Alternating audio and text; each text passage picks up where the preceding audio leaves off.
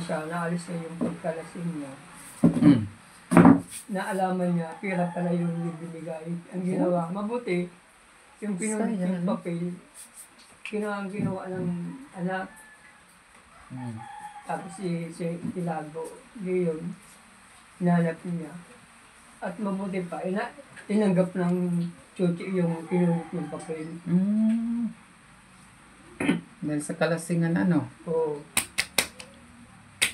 Sayang yung 23,000 yun. Oh?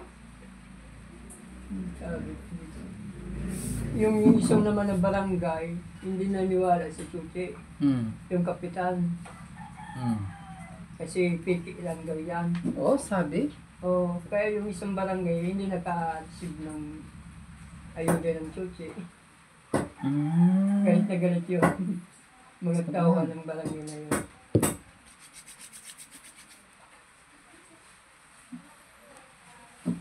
Hindi pwede ko yung mag-inom ng malamig. Pag ano ka muna? Pagkatapos nito, inom ka muna ng medyo may maligamgam. Pagkatapos na, pwede na. Tapos, after 10 hours, pwede ka na maligo. Bukas na lang. Bukas? Oo. Parang okay na yung hindi nag-ano yung pondikit. Hindi nagana, no? Oo. Wala na yung sakit-sakit. Oo.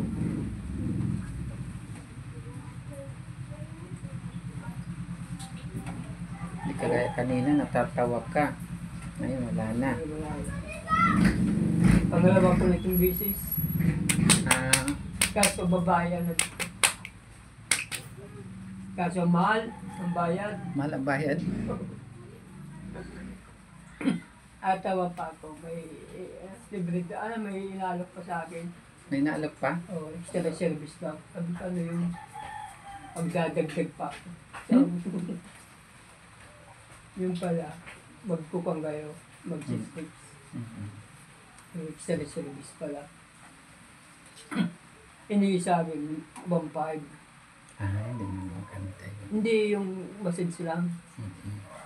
Tapos, inihingan pa ko ng 2K. Mm-hmm. Ibalik 3.5 daw. Mahal. Nagbayad sa akin yung pinapabus ko. Kasi bininyagan pa ako. Mm-hmm. First time kong magkontalag sa babae. Birthday ko pa naman kasi. Na, hindi ko naman niya alam na sino ako ng boss ko. Sino-plans. Mm. Dinigaluan ako ng babae. Sabi ko. Eh, dito ko nalaman ng pagpuan ng babae. Pero nag-edad na ako ng 20. Kaya Noon? bago ako nakatikim ng babae.